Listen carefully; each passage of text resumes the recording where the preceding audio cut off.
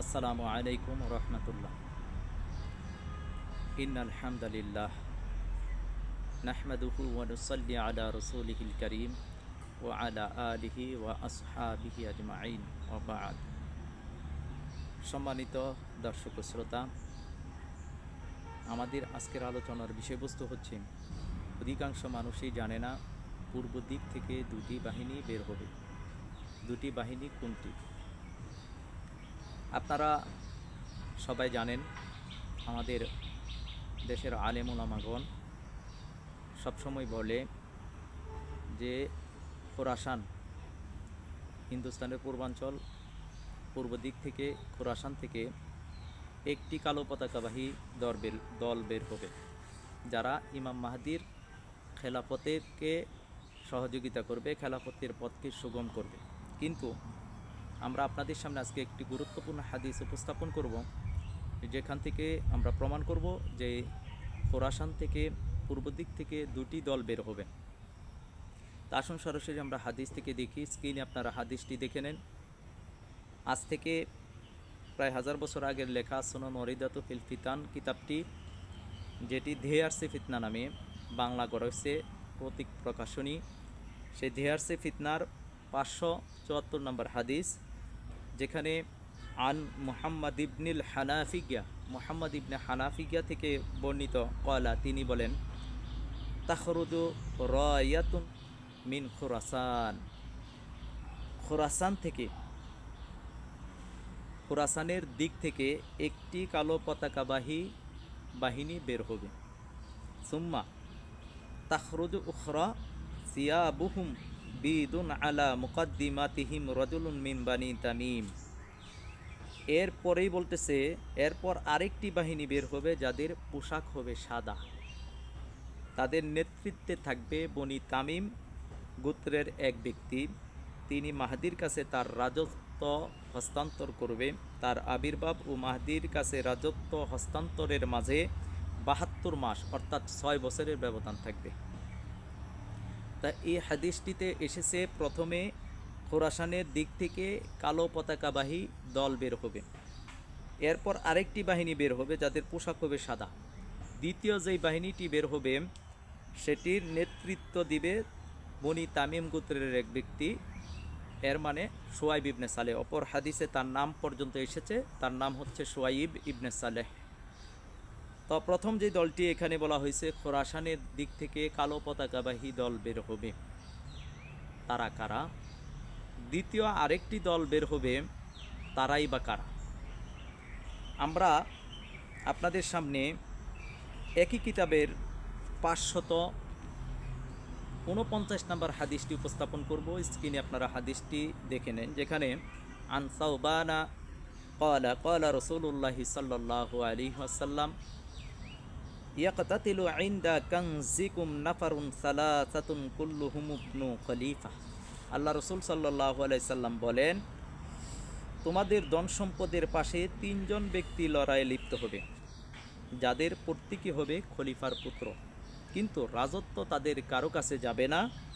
এরপর খোরাসানের দিক থেকে কালো পতাকার আবির্ভাব হবে, তোমরা হামাগুড়ি দিয়ে হলেও তার কাছে চলে এসো, কারণ সেখানে আল্লাহ তাআলার খলিফা মাহদি থাকবে।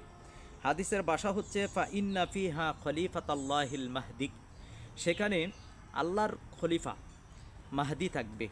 খলিফাতাল্লাহ বলতে এখানে ইমাম মাহদিকে বলা হয়েছে, অথচ আপনারা সবাই জানেন যে ইমাম মাহদির কথা বলা হয়েছে সর্বপ্রথম তিনি মদিনা থেকে মক্কাতে হিজরত করবেন এবং সেখানে তিনি মক্কা বিজয় করবেন, তার কাছে সেখানে বায়াত হবে। তো অত্র হাদিসটি আপনার সুনান ইবনে মাজাহ শরীফের মধ্যেও রয়েছে, 4084 নম্বর হাদিস। এই হাদিসটিতে বলা হচ্ছে যে খোরাসান থেকে যে বাহিনীটি বের হবে সেখানে মাহদি থাকবে, খলিফাত আল্লাহিল মাহদি থাকবে। আসলে এটার ব্যাখ্যাটা কি? মাহদি কি আসলেই খোরাসান থেকে বের হবে না মাহদি মক্কা মদিনাতে ওনার প্রকাশ ঘটবে?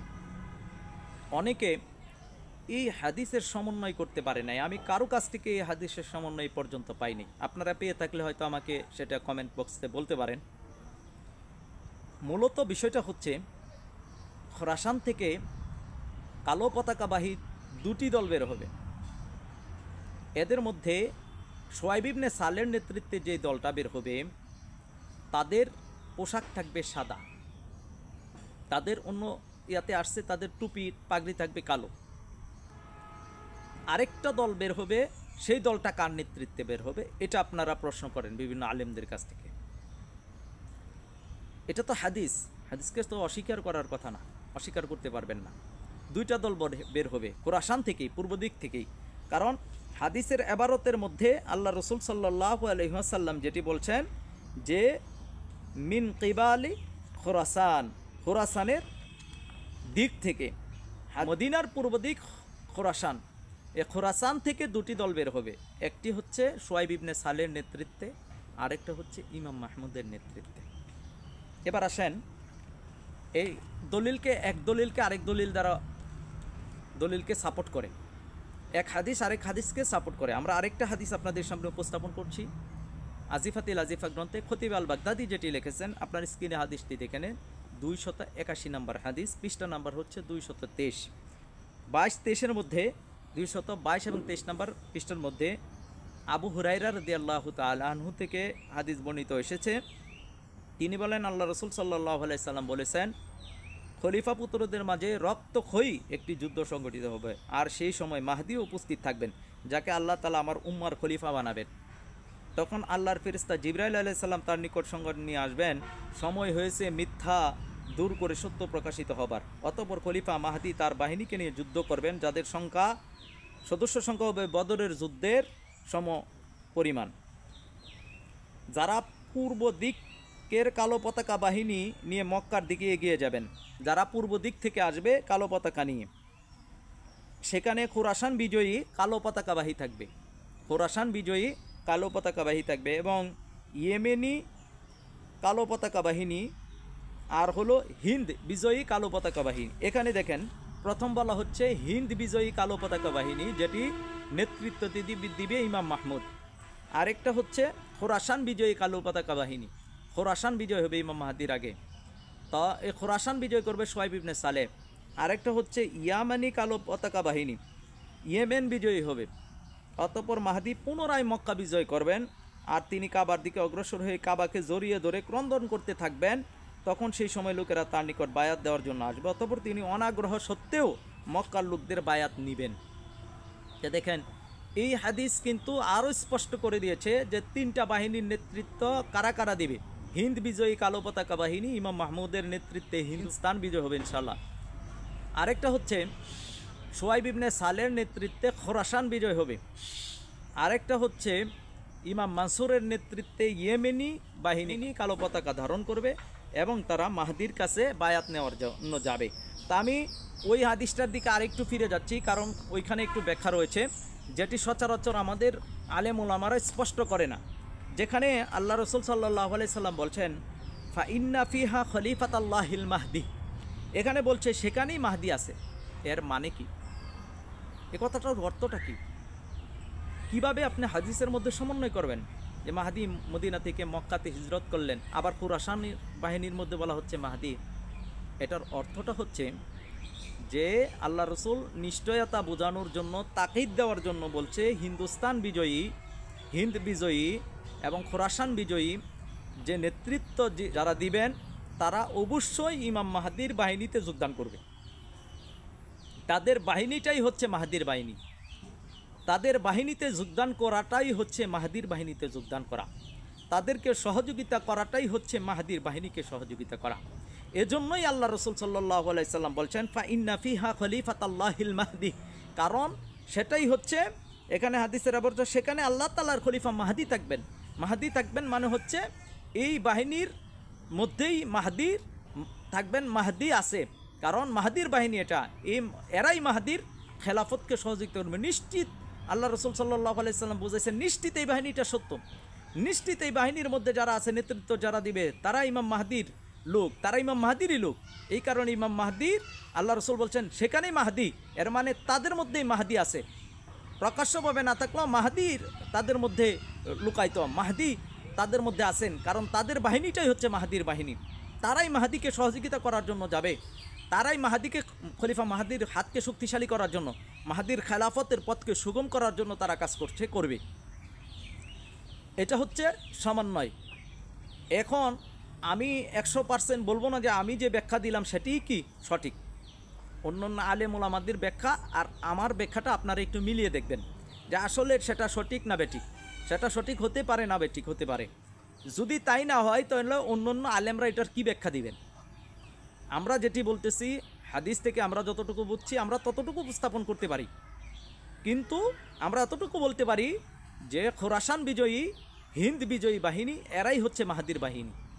আর এদের নেতৃত্বে যারা থাকবে তারা ইমাম মাহাদির সহচর, তারা ইমাম মাহাদির খেলাফতকে সহযোগিতা করবেন, তারা ইমাম মাহাদির খেলাফতের পথকে সুগম করবেন।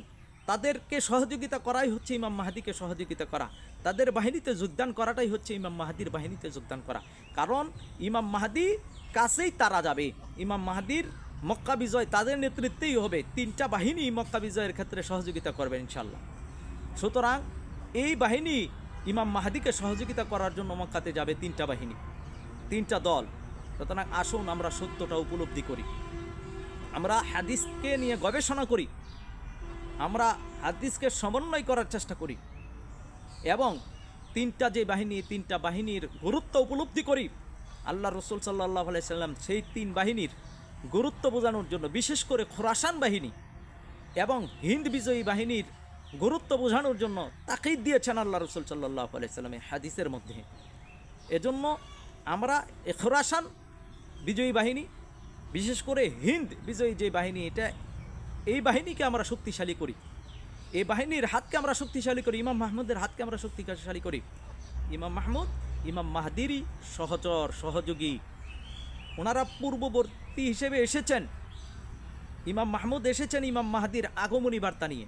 মানসুর, সোহাইব ইবনে সালেহ পৃথিবীতে এসেছে ইমাম মাহাদির আগমনী বার্তা নিয়ে। ফিরোজ দাইলামির সেই হাদিসটা আমি স্মরণ করে দিতে চাচ্ছি। ফিরোজ দাইলামি থেকে বর্ণিত, ইমাম মাহাদির আগে মাহমুদের প্রকাশ ঘটবে, সে বড় যুদ্ধের শক্তির যোগান দিবে, 3য় বিশ্বযুদ্ধ।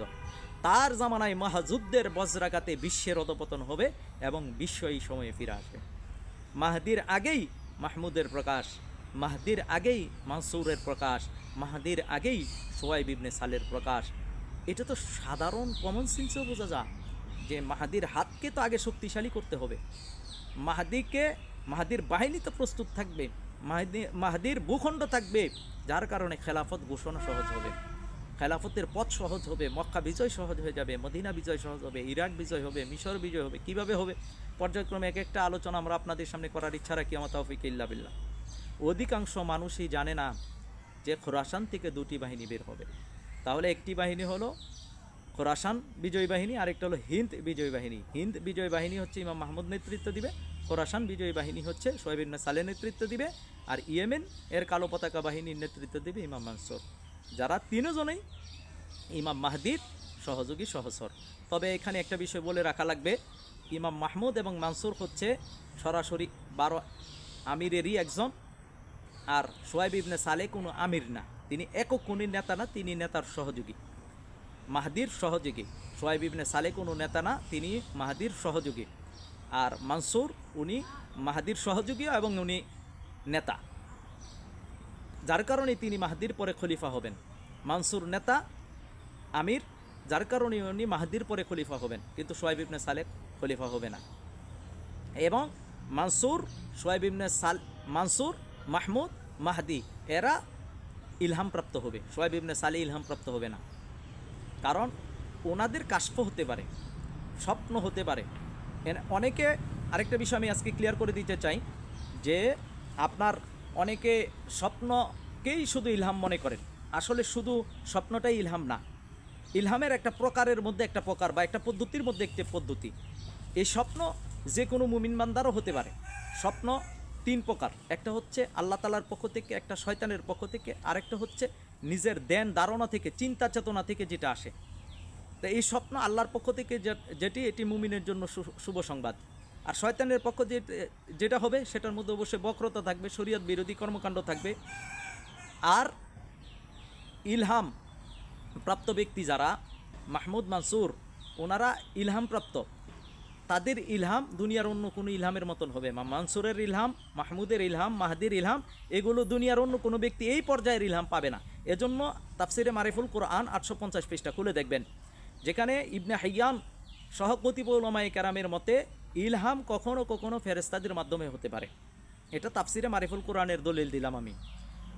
এরপরে আরেকটা দলিল আকিদাতুল হাসানা গ্রন্থে শাউলিউল্লাহ মুহাদ্দিস দেহলভী যেটা বলছেন যে খলিফা যারা হবে তাদের বৈশিষ্ট্যই থাকবে তারা মুহাদ্দাস হবে, মানে ঐশ্বরিক থেকে দিব্যজ্ঞান আসবে এবং ফেরেশতাদের সাথে তারা কথোপকথন করবে।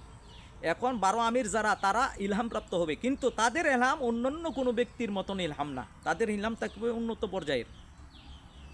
আপনার অন্যান্য ব্যক্তিদের যে ইলহাম হবে সেটা স্বপ্ন হতে পারে, কাশফ হতে পারে, সেটা অন্তরের মধ্যে ইলকা হতে পারে, কিন্তু সেটা কোনোদিনই ইমাম মাহমুদের পর্যায়ের হবে না, মানসুরের পর্যায়ে হবে না, মাহাদির পর্যায়ের ইলহাম হবে না।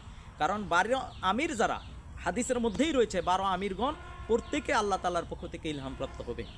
তো এই বিষয়গুলো আমাদেরকে ক্লিয়ার করে নিতে হবে যে আমরা অনেকে মনে করি যে মাহমুদের ইলহাম মনে হয় সাধারণ কোনো ইলহাম না। মাহমুদ, মানসুর, মাহাদি এদের ইলহাম, কারো ইলহাম ওই সাধারণ অন্যান্য ব্যক্তিদের মতন না, তাদের কিছু বিশেষত্ব রয়েছে।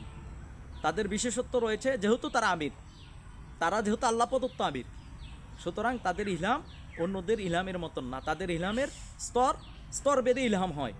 সবার স্বপ্ন কিন্তু একরকম হয় না, এটাও কিন্তু বুঝে নেবেন। স্বপ্ন একজন বুজুর্গ বান্দার স্বপ্ন আরেকজন সাধারণ নেককার বান্দার স্বপ্ন কি একরকম হয়? কখনো না। সেখানেও কিন্তু স্তর আছে, স্তর বেদে ভিন্নতা হতে পারে। সুতরাং আপনার এই বিষয়গুলো আমাদেরকে ক্লিয়ার করে নিতে হবে যে আলোচনা শেষে আমরা বলবো খোরাসান থেকে, পূর্ব দিক থেকে দুটি পতাকা, দুটি দল বের হবে। খোরাসান একটা আর হিন্দ বিজয়ী একটা, এটা হলো পূর্ব দিক। আর আরেকটা আসবে ইয়ামেন থেকে। এই হলো 3টা বাহিনী। আল্লাহ সুবহানাহু ওয়া তাআলা এই 3 বাহিনীতে আমাদের অংশগ্রহণ করে মাহদির কাফেলাতে অংশগ্রহণ করার তৌফিক দান করুন। আমিন ইয়া রাব্বাল আলামিন। আসসালামু আলাইকুম ওয়া রাহমাতুল্লাহ।